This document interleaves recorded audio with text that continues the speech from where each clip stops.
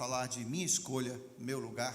A gente vem para a igreja, a gente conhece as pessoas, a gente desenvolve aí um relacionamento, de repente a gente desenvolve um ministério, a gente entende um pouco sobre o ministério, não faltam os cultos, isso é bom, tudo isso é bom, mas o quanto realmente a gente entende disso que a gente está fazendo aqui, o quanto a gente busca e o quanto a gente compreende para que a nossa própria vida seja melhor a cada dia. Em outras palavras, qual é o papel da igreja em sua vida? Eu quero fazer com você hoje, andar com você hoje, caminhar um pouco nesse entendimento.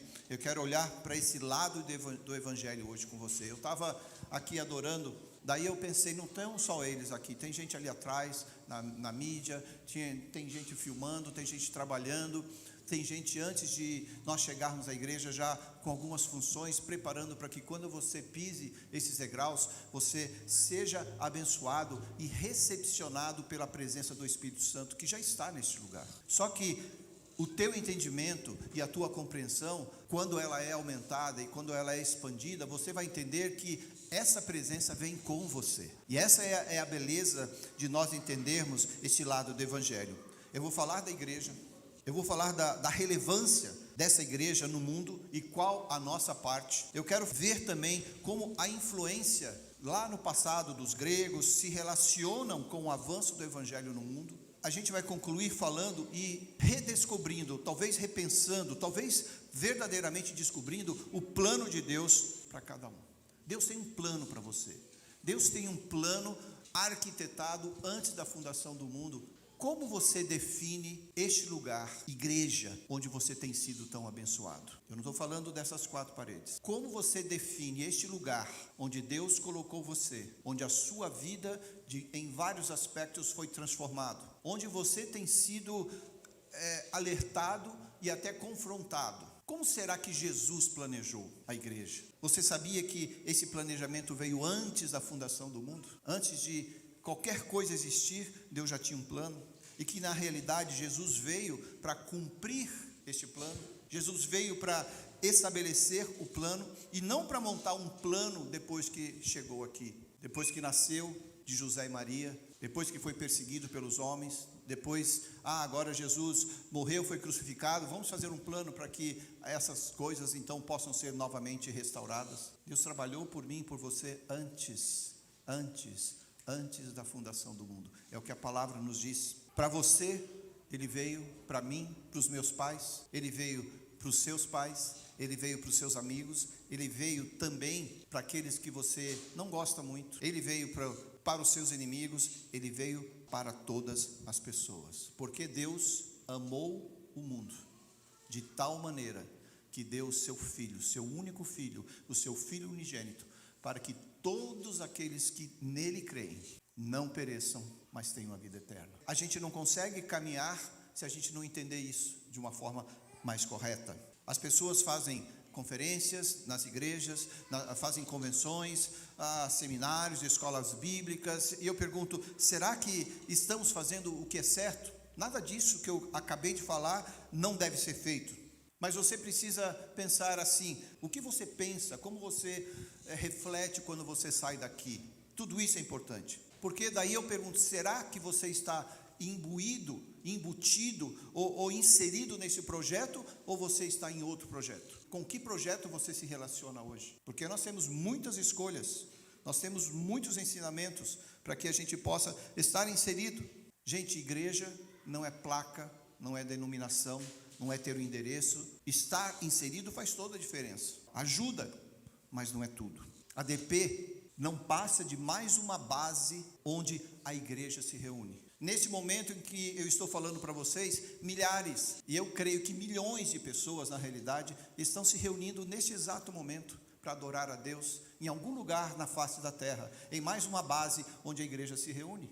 Nós não estamos aqui para dizer aquela é boa, aquela é ruim, aquela não presta. Não, eu estou dizendo e vou trabalhar com você exatamente nisso. Nós somos uma parte pequena em todo o mundo. Deus sempre sussurra nos meus ouvidos. E eu creio que Jesus fala isso sempre que eu paro para olhar quantidade.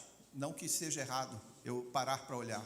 Mas Jesus fala para mim assim, eu comecei com 12, eu comecei com 12, eu comecei com 12. E hoje eu escuto essa mensagem que começou com 12. É claro que nós olhamos para a quantidade, mas eu quero que você perceba a dimensão daquilo que você tem dentro de você. A igreja não é templo físico, estacionário, dentro de 4 paredes. Muita gente diz assim: eu sou a igreja.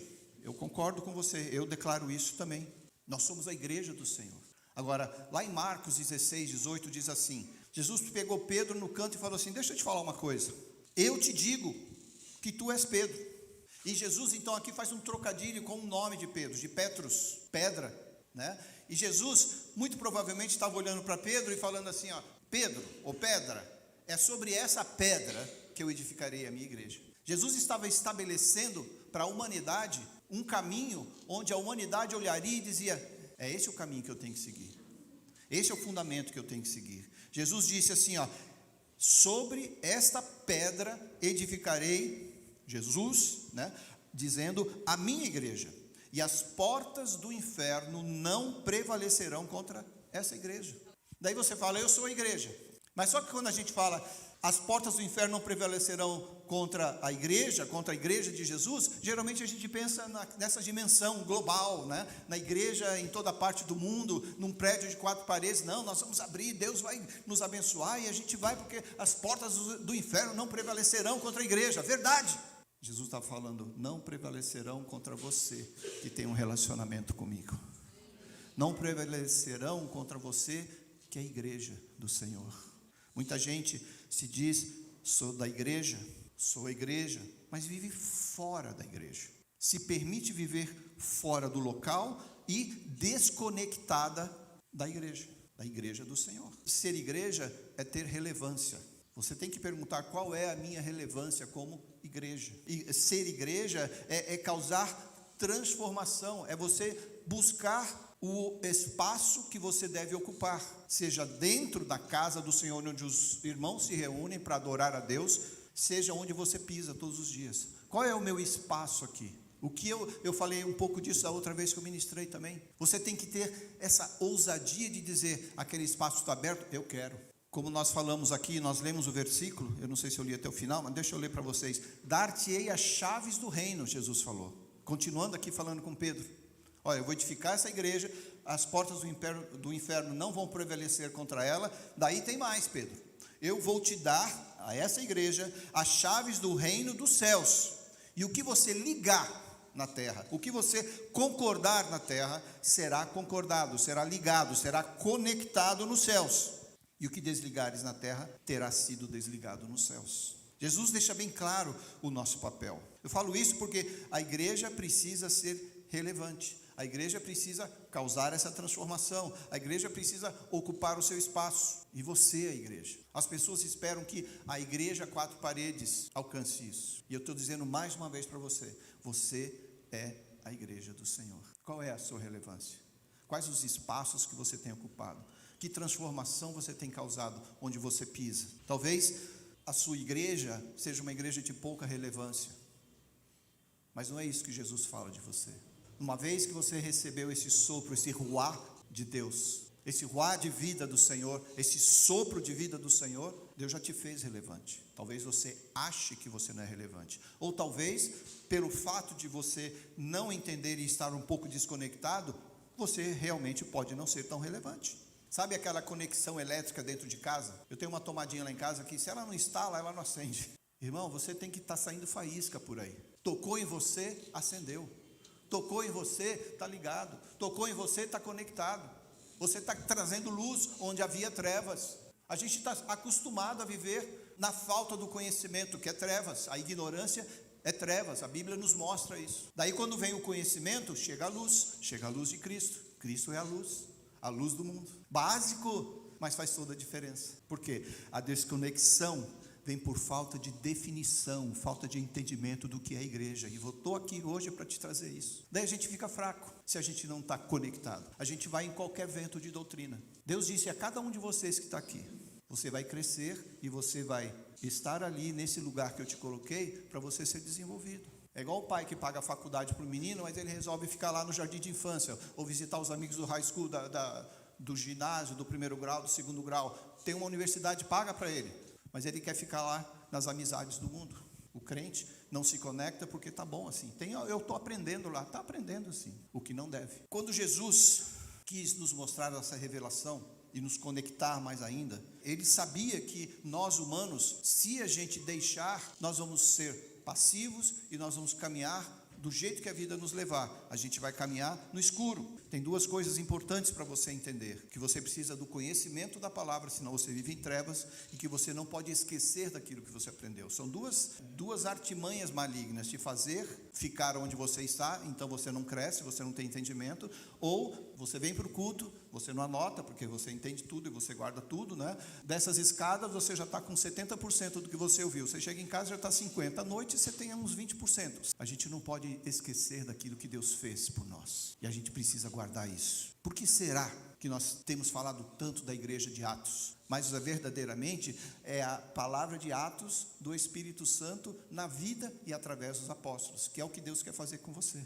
onde você pisar. Deus quer fazer atos do Espírito Santo onde você coloca os seus pés durante a semana, lá no trabalho, nas suas reuniões online, com você e seus amigos, nos seus relacionamentos mais diversos. Deus quer fazer de você uma testemunha viva, uma carta viva, para que essa transformação aconteça. Sabe por que a gente fala tanto do livro de Atos? Porque havia revelação. Porque as pessoas aceitavam e imediatamente se engajavam. Havia uma tremenda unidade do Espírito que fazia com que aquela igreja primitiva, a primeira igreja, depois que Cristo ressuscitou e avisou os apóstolos que aquilo haveria de acontecer, eles receberam o Espírito Santo. Você lê isso no livro de Atos. A igreja começou a crescer. As pessoas estavam engajadas, porque o engajamento trazia uma conexão, uma ligação com um propósito maior que Deus, antes da fundação do mundo, havia preparado para nós, para mim e para você. E é essa conexão que a gente não pode esquecer, porque senão a gente vai viver como se Deus não existisse. Nós vamos ser uns crentes ateus. Crente ateu, está lotado por aí. Sabe por que a igreja cresceu e se desenvolveu? Porque cada discípulo entendia que uma vez Cristo tendo entrado dentro deles, ele entendia que ele precisava transformar, mudar, compartilhar a sua fé com outra pessoa, porque aquela era a solução que eles estavam procurando na época, que não entendiam, que achavam que seria uma solução política, e nós precisamos prestar muita atenção nesse ano, porque a nossa solução não é política, a nossa solução vem do alto. O Senhor é o nosso refúgio, o nosso guarda de Israel, o Senhor é a nossa proteção. Veja como a igreja de Atos era relevante. Atos 2:42 diz assim: todos se dedicavam de oração ao ensino dos apóstolos, à comunhão, ao partir do pão e à oração. Veja o versículo 43, o que diz: havia em todos eles, a Bíblia diz, um profundo temor. Eu tenho que te perguntar, qual é a profundidade do teu temor? Qual é a profundidade da vontade que você tem de proliferar, de multiplicar esse entendimento que você já recebeu do Senhor há um dia, uma semana, há alguns anos? Faz as contas aí, quantas pessoas você já poderia ter alcançado?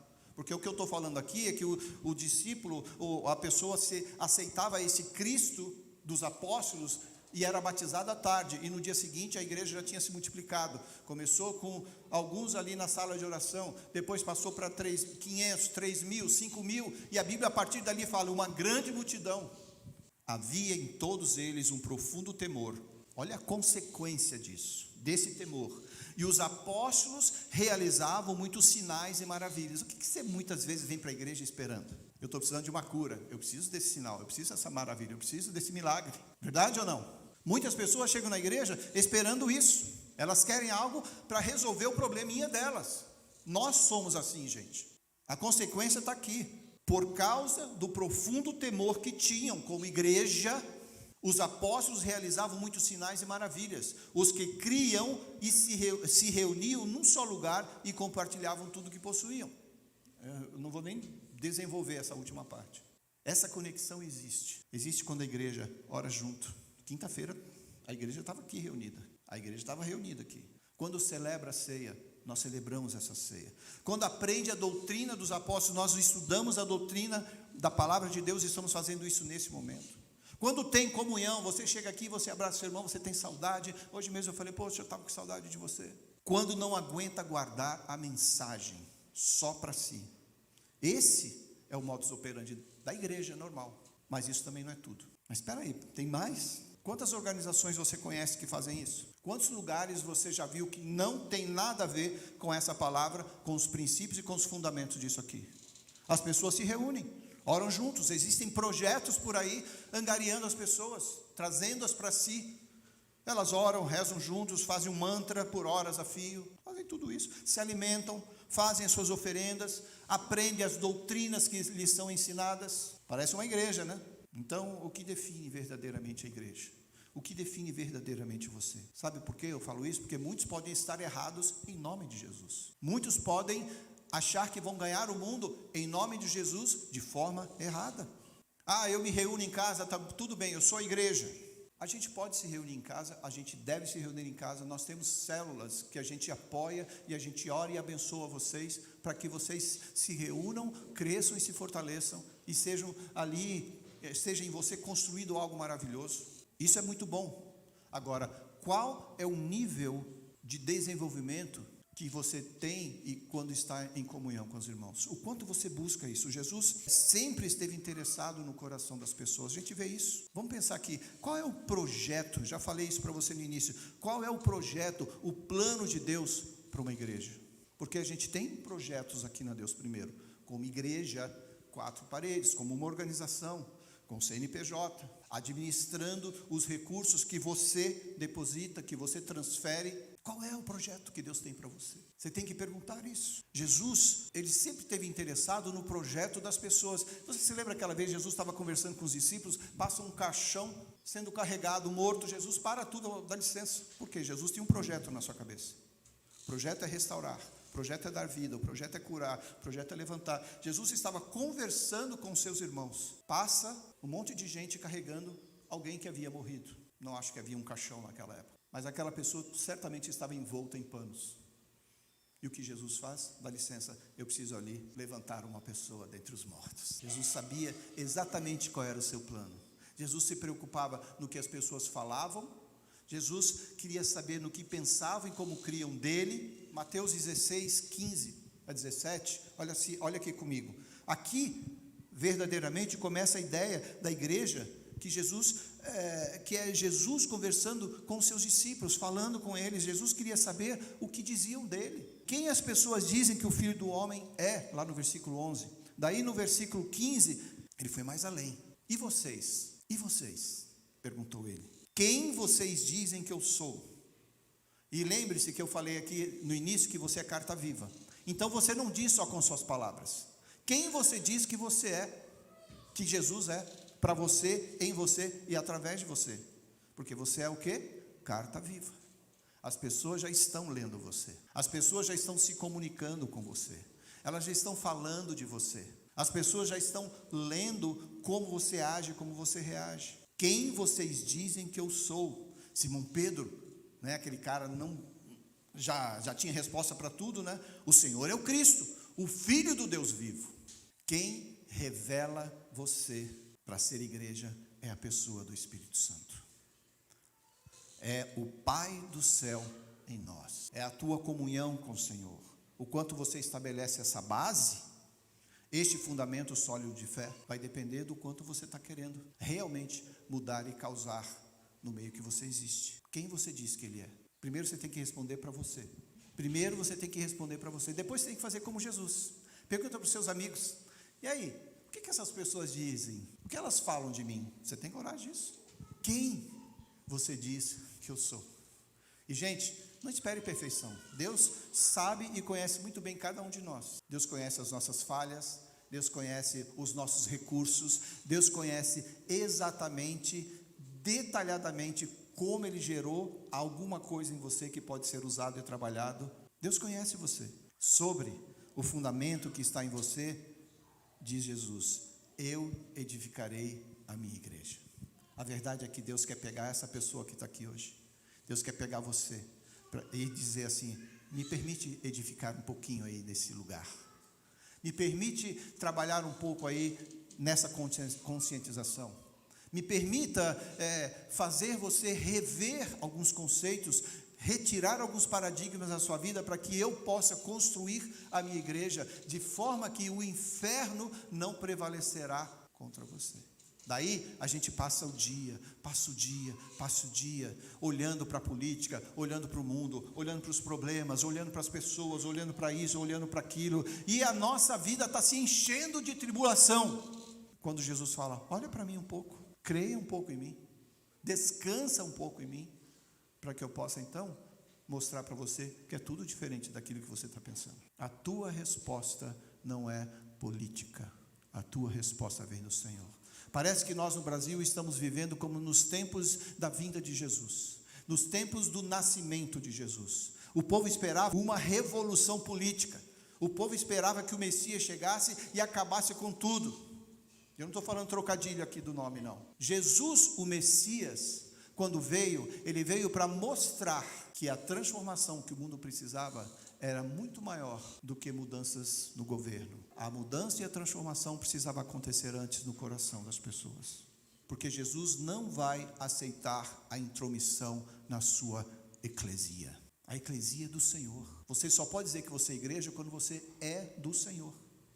Porque senão, você é como um prédio de 4 paredes. Porque não reage, porque não transforma, porque não se dedica, porque não causa. Agora, quando mexe na igreja do Senhor, e Jesus, engraçado, eu falei dos gregos, né? Jesus, ele usou um palavreado grego para trazer a igreja para uma conscientização. Apostolos, eclesia, eram palavras gregas. Apóstolos eram os missionários que chegavam no lugar. Os gregos conquistavam uma cidade, daí levava a sua turma de médicos, de engenheiros, de professores, de conhecedores da lei, de tudo, e falava assim, olha, agora nós vamos mudar a sua mentalidade, nós trazemos boas novas para vocês, nós conquistamos a sua cidade, agora a gente vai interferir na sua conscientização, na sua mentalidade, e nós vamos então dar para vocês tudo aquilo que nós temos. Eles pensavam em montar grupos na cultura, na política, nos hábitos, e influenciar cada território que eles estavam tomando pouco a pouco. Pegavam daí os engenheiros, pegavam os professores, os artistas, pegavam todas aquelas pessoas, os médicos, os políticos, e começavam a doutriná-los. Jesus falou, então, vem cá, eu vou dizer para vocês como que também a eclesia pode ser edificada. Jesus apenas usou um paralelo para que as pessoas entendessem muito mais facilmente. E o que Jesus fazia com seus discípulos? Apresentava as boas novas. O que Jesus queria transformar? Queria transformar a mentalidade dentro da política, na engenharia. E ele não podia fazer isso dentro de casa. Ele estava dizendo, você quando sair lá e passar no vestibular e for engenheiro, não é para você chegar lá e ser moldado pelos princípios daquela escola. Você vai com o meu entendimento e você vai transformar a mente daquelas pessoas.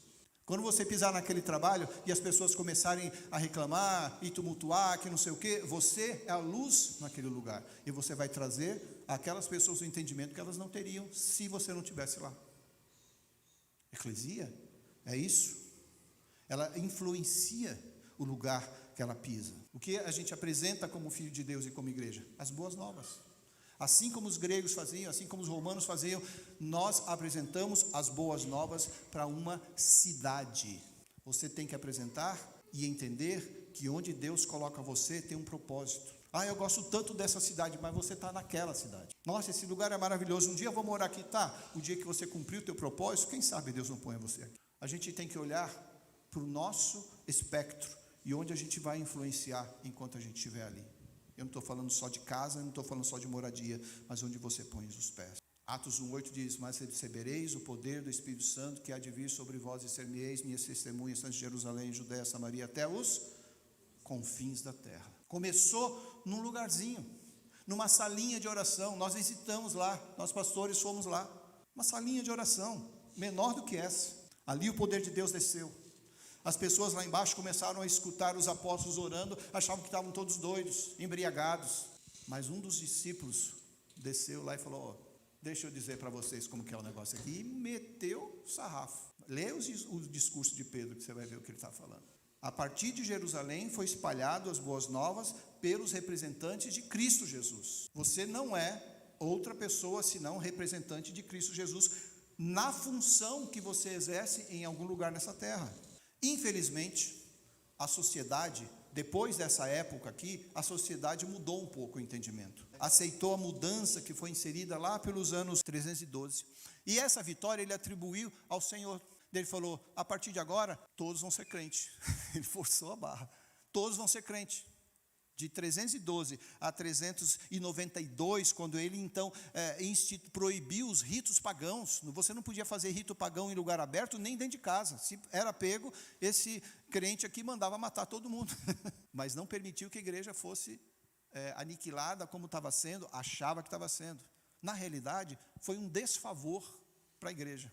Porque a igreja estava crescendo, a igreja estava multiplicando, a igreja estava sendo perseguida. A gente entende também que foi um livramento para o Senhor naquela época, só que a igreja não soube corresponder àquela liberdade que Deus deu.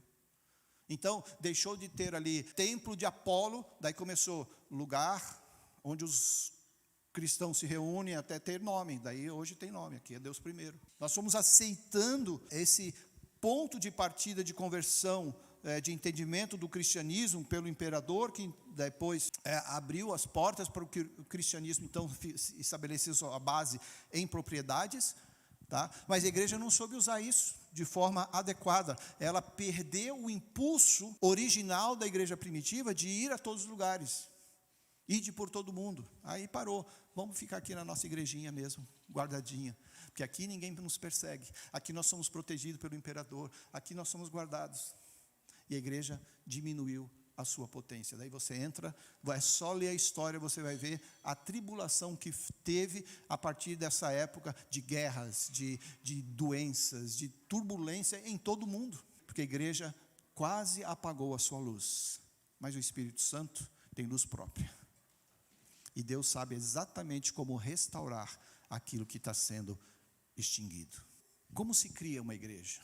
O entendimento humano nós abrimos um CNPJ, a gente põe uma placa, a gente cria uma liturgia e as pessoas começam a vir. Antigamente era, olha para a minha vida, veja que eu estou sendo perseguido, mas eu tenho uma história para te contar, eu tenho uma mensagem para relatar para você. Anda comigo, caminha comigo, deixa eu te batizar, cresce comigo, olha a palavra de Deus diz assim. Hoje não, a gente abre a igreja, a gente tem um CNPJ, a gente ora para que as pessoas venham para a igreja. E eu digo, quem está vindo para você? Porque se você quer atrair para a igreja, tem que atrair para você.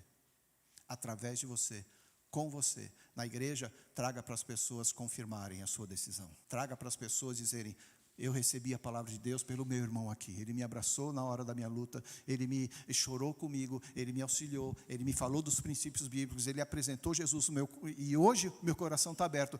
Ou você se converte e deixa de ser crente ateu, ou você é transformado como Jesus quer que a gente se transforme. E aí onde você pisar, você vai causar. As pessoas talvez não gostem tanto de você. Faz parte do plano. Vão te chamar de loucos. Faz parte do plano. Tudo bem, você tem algo maior na eternidade com Deus. Eu quero que você entenda isso de uma vez por todas. Para a gente ser relevante, para a gente levar as boas novas. Antes até de levar as boas novas, a gente precisa dessa revelação de Cristo em nós. Para quem Cristo é. Para mim, como igreja e para aqueles que estão ao meu redor. Sim, nós temos que nos reunir com os irmãos, nós estamos fazendo isso agora aqui, nesse momento, nós estamos reunidos entre os irmãos, para você receber uma recarga nova desse poder, desse entendimento, dessa graça, que só essa palavra aqui vai te apresentar. Eu posso vir aqui e falar o dia inteiro com palavras lindas, jargões, palavras de programação neurolinguística que vai te chamar e vai pegar seu emocional, a sua alma. Eu vou deixar você brilhando aí, vai fazer você chorar, fazer você rir, fazer um monte de coisa. Alma. Mas e o que o Espírito de Deus quer fazer com você? Nós estamos aqui para dizer para você, é Deus primeiro, Deus Pai, Deus Filho, Deus Espírito Santo. E Deus trabalha e fala em Espírito, através do Espírito, para o seu Espírito, para a sua alma e para o seu corpo. Antes é o teu Espírito, porque você é Espírito. Efésios 4:11 diz assim, aqui Jesus estava falando, né?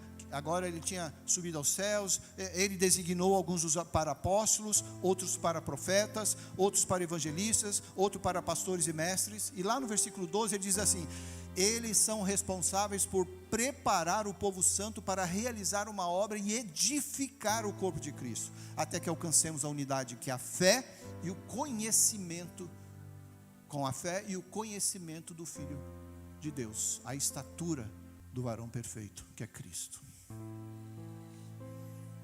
Minha missão, sua missão. O Senhor disse: eu quero que você desenvolva as pessoas. Jesus falou em algum momento da história, né, na Trindade: eu quero organizar vocês.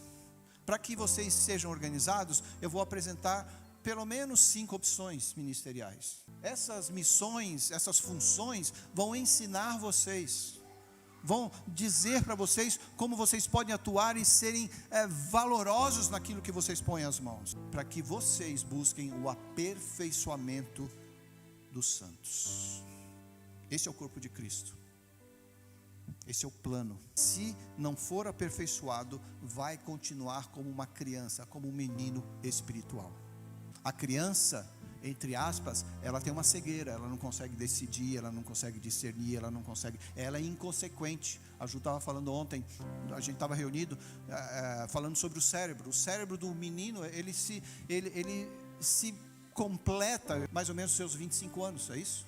Seus 25 anos. Até lá, o garoto é inconsequente. 25 anos, 25 anos. Você vê o tamanho de tempo que demora para um aprendizado. E é exatamente isso, essa abertura que deixa essa meninada inconsequente. Não são maus, não são ruins, são inconsequentes por causa da idade, gente. Por isso que a gente tem que abraçar e amar, mesmo assim. Como as pessoas pensam: tudo bem, sou convertido, já aceitei, não vou para o inferno. Mas se você não amadurece, você é menino espiritual, você é criança espiritual. Jesus não pode confiar os segredos do Evangelho para você. Os discípulos às vezes perguntaram para Jesus: por que o Senhor fala com a gente em parábola? Eles perguntaram para Jesus: por que o Senhor fala para a gente em parábolas? Daí Jesus falou: porque se eu falar dos mistérios, eles não entendem. Por isso eu falo com eles em parábola. Agora tem crente que só vai entender se falar em parábola. E daí não é o propósito.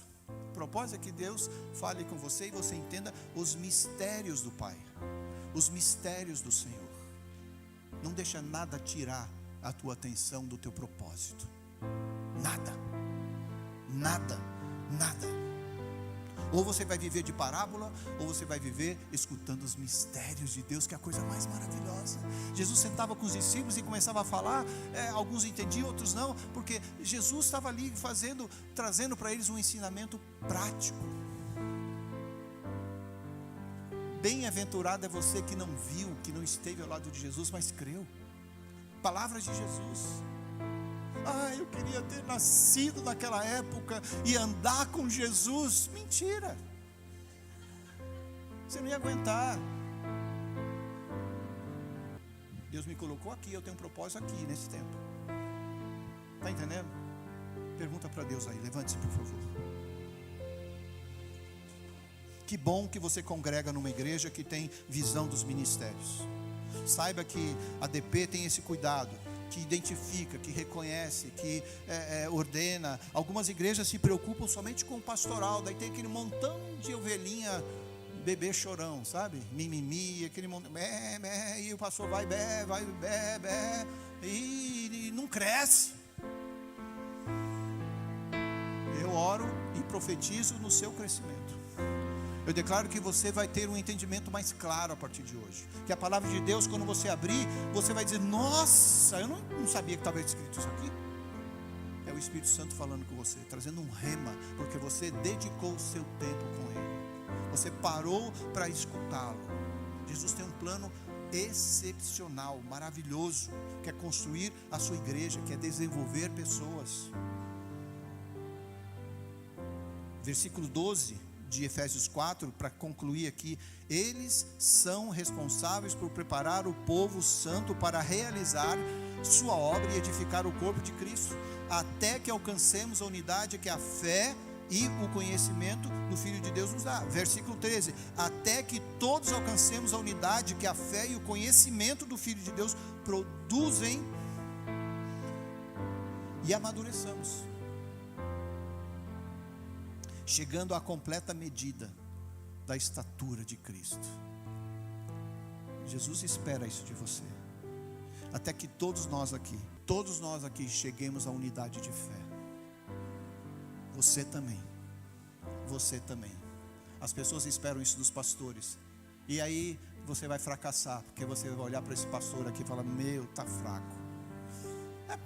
Se olhar para o homem, qualquer homem é mais fraco. Sabe por quê? Porque o que você tem que esperar é chegar à estatura do varão perfeito. Pode esperar. E oro para que você faça 10, 30, 1000 vezes mais do que Deus me deu e tem dado a oportunidade de fazer. Eu vou ficar feliz. Eu vou regozijar com você. Eu vou me alegrar com você. Desconectado não chega lá. Desconectado você tem que ser empurrado. Eu não empurro ninguém, eu seguro. Só para ajustar. Mas eu não empurro. Não tem mais nem força para isso. Então não seremos mais imaturos como crianças, nem levados de um lado para o outro, empurrados por qualquer vento de novos ensinamentos. E também não seremos influenciados quando nos tentarem enganar com mentiras astutas. A palavra de Deus te dá o recado: todos os teus problemas podem ser resolvidos aqui. Deus vai se revelar a você. Deus vai te revelar e trazer discernimento. Deus vai te fortalecer para crescer com sabedoria e graça. É a palavra que eu acabei de ler. Gente, o diabo lançou algumas ideias na igreja e nós tornamos isso num monte de projetos independentes. Você sabe um pouquinho, você ouve um pouquinho, pronto, já está resolvido o teu problema. Mentira. Teu problema é resolvido aos pés de Cristo, com o joelho no chão. Engano te tira da conexão. Engano é falta de conhecimento. Falta de conhecimento é trevas. Conhecimento é luz. Jesus é a luz que vem trazer esse brilho para você. Pai, no nome de Jesus, eu coloco cada pessoa que está aqui te escutando, escutando a tua voz, a voz do teu Espírito Santo. Fala aí com Deus agora. Conversa com Ele. Apresente-se ao Senhor. Seja aberto mesmo para Deus. Vulnerável para o Senhor. Deus, no nome de Jesus, eu oro para que o Senhor fortaleça agora a vontade dessas pessoas, para que elas possam dizer: eu me entrego a Ti. Que elas tenham força de vontade para poder dizer: eu me entrego a Ti. Vai acontecer mudança no meu arraial, na dimensão que eu ocupo, no espaço que eu piso, no caminho que eu trafego. No nome de Jesus vai acontecer. É isso que Deus está falando para você. E eu quero concluir para você aqui. Eu falei de Atos 1:8, que a gente tem que ir para todo mundo. Mas antes de ir para as nações, o entendimento teu é fazer discípulos, amadurecer e influenciar. Amém? Que você cresça e discipule aquele que está no seu lado. Qual é o teu compromisso com Deus? Eu já terminei, agora estou batendo papo aqui. Qual é o teu compromisso com Deus hoje? Você vai sair daqui e vai ser mais um domingueiro, mais um religioso, porque pode ir para qualquer outro lugar, missa. Lá vai ser até mais quietinho, né? Vai exigir menos, que tem uns padres bons aí hoje, tio, metendo pau. E bom. É verdade. Em nome de Jesus, receba a bênção do Senhor. A bênção do Senhor que está sobre a sua vida. Amém? Vamos aplaudir o nome de Jesus. O nome de Jesus. Nós te adoramos, Pai. Nós exaltamos o teu nome nessa manhã. Nós declaramos que o Senhor é o nosso mestre, o nosso ajudador, o ensino que a nossa alma, o nosso espírito precisa para crescermos, amadurecermos e sermos a luz que o mundo precisa tanto ver acesa. No nome de Jesus. Amém.